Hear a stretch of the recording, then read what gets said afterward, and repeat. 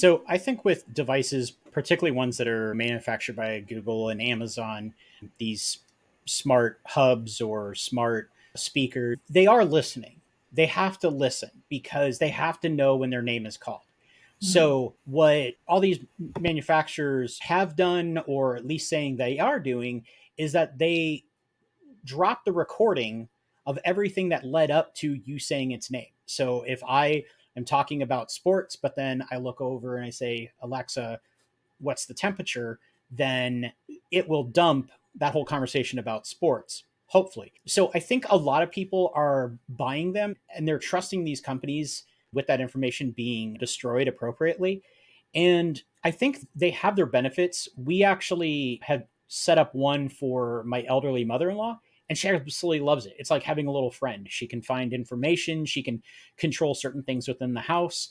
So they are an amazing assistive technology. You just have to be wary of the security ramifications behind it. So, with the growth of IoT, smart homes, all of those things, we want to be able to help both business and residential users understand that if you're connecting these devices, there are ways to make them separate from the rest of your network, the rest of your computers, and whatever else that are there.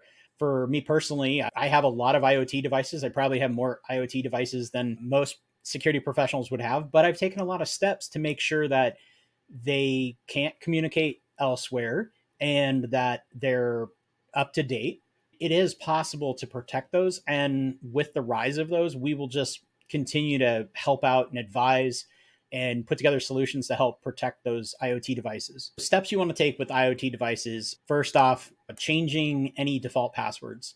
If you take it out of the box, you want to log into it, change the password to something that would be difficult to guess, just like any other computer or device that you would use.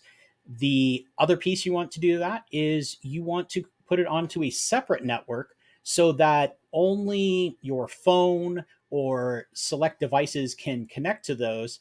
And that way you don't have to worry about whatever IoT device you have connecting back into a computer of yours.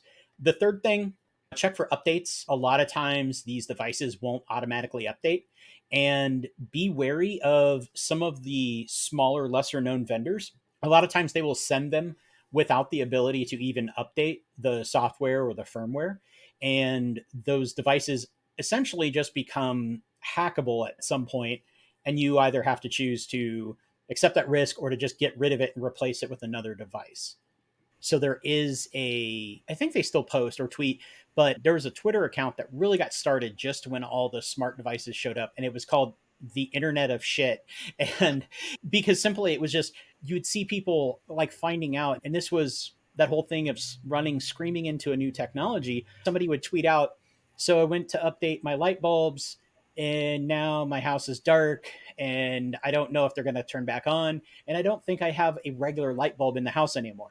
Something like that just shows that, okay, you were a little too reliant on a certain kind of technology and you probably should have thought about some things. And at the same time, manufacturers were just trying to push out product to meet that sudden demand.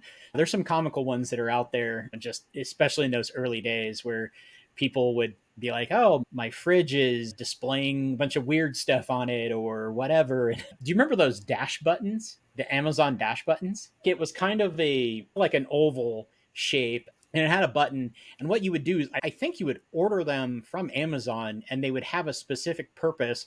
But the whole idea was you could put one in your laundry room and you're like, oh crap, I'm out of Tide. And you would push the Tide dash button and it would drop some Tide into your cart, pay for it, and then set it up for a delivery, whenever it would show up.